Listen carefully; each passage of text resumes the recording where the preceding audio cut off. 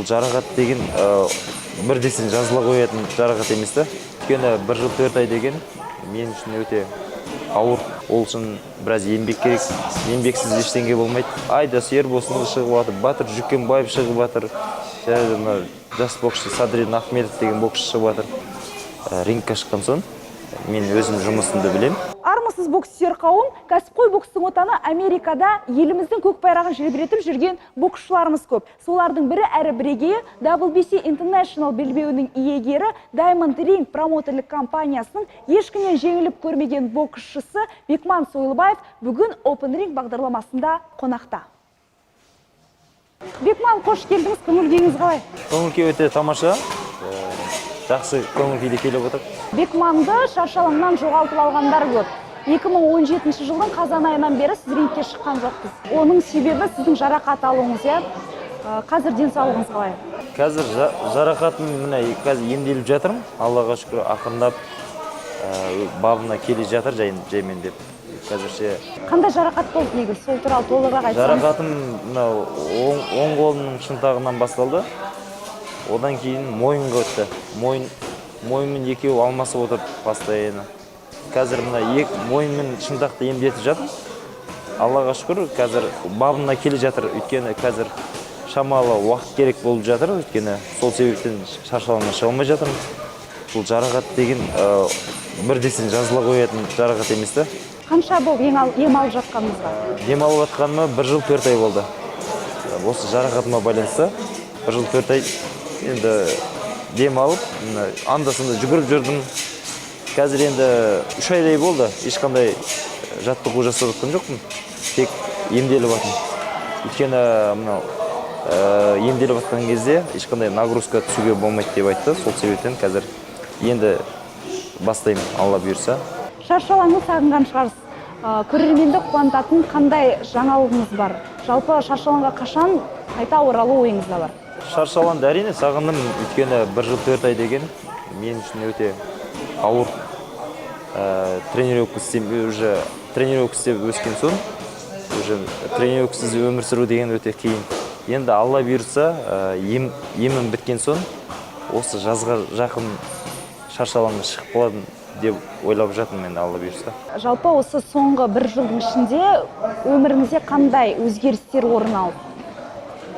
Өзіңізді қалыптан шығып қалдым деп ойламайсыз ба? Әрине, енді 1 жыл 4 ай демалған екен, формадан шығып қалдық енді. Енді жекпе-жек болатын кезде ол форманы жинап аламыз, әлбетте.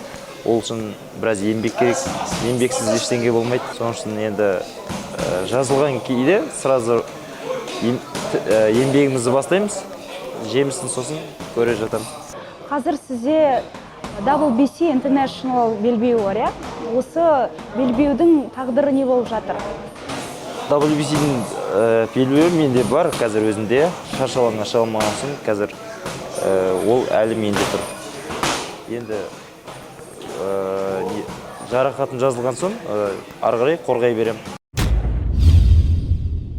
Бір сұхбатыңызда менің рейтингімдегі ең алғашқы орынды Triple G алады деген екенсіз. Қазір енді ол рейтингіңіз өзгерген шығар. Қазіргі фаворитіңіз кім сіздің? Иә, әрине өзгерді. Өйткені Геннадий Головкин мысалға соңғы жекпе-жегінде жеңіліп қалды. Одан кейін қаншама боксшылар шығып жатыр. Өздерінің әдемі бокс өнерлерін көрсетіп, жақсы деңгейлерін екенін мәлімдеп жатыр. Қазір Теренс Кроуфорд бар, Василий Ломаченко бар. Одан кейін Шон Портал бар. Сол секілді боксшылар міне шығып жатыр. Қазіргі Қазақстаннан шығып жатқан боксшылардың арасында кімді ерекшелеп айта аласыз? Айда сер болсын шығып жатыр, Батыр Жүкенбаев шығып жатыр. Жас боксшы Садриддин Ахмедов деген боксшы шығып жатыр. Барлығы ерекше ғой, былай айтқанда.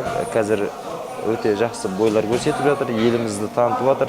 Ломаченкомен спарринг серіктес болғаныңызды білеміз. Қазір Ломаченко өз салмағындағы мықтылардың бірі. Жалпы Ломаченкоға ең лайықты қарсылас деп кімді атай аласыз? Жалпы Ломаченко лайықты қарсылас деп Майк Гарсия бар. Сосын және америкалық боксшы Жервонта Дэвис бар. WBC чемпионы, жаңағы мексикалық боксшы бар, Мигель Берчелт деген. Сол бар. Солар лайықты қарсылас болады деп ойлаймын енді. Қазір бұл өйткені Василий Ломаченко жоғары салмаққа өтті.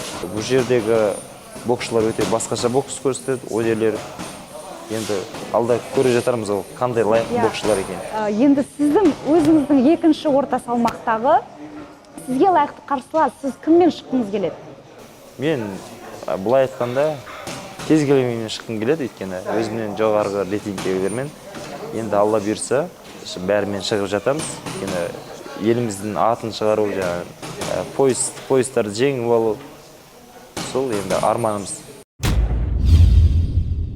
Сізді өмірде салмақты адам ретінде танимыз, ал рингте сізді қызуғанды боксшылардың қатарына жатқызады. Өзіңізді рингке шығар алдында қандай психологиялық дайындықтан өткізесіз? Енді әрине олар көрермендер әртүрлі айтады. Мысалы, мен енді өзім рингке шыққан соң, мен өзім жұмысымды білем, тек рингке шыққан соң ұрып ұту керек. Мысалға, сіз ұрмасаңыз, сізді ұрады. Сол себептен бұл жерде оның алдын ала ұру керек, сондай тәжірибелерімізбен өзімізге удар тигізбей дегендей алдын ала жұмыс істеп қалу керек бұл. Алда қандай жоспарларыңыз бар енді? Алда осы емімді бітірген соң, ары қарай тренировкамды жалғастыру керек. Алда жекпе-жектерге дайындалу керек. Елімізді Diamond Ring Promoters компанияның үмітін ақтау арманым. Бекман, сұхбатымызға алғысымызды білдіреміз. Тезірек шаршы алаңға оралуыңызға тілектеспіз. Жеңістеріңіз көп болсын. Рахмет.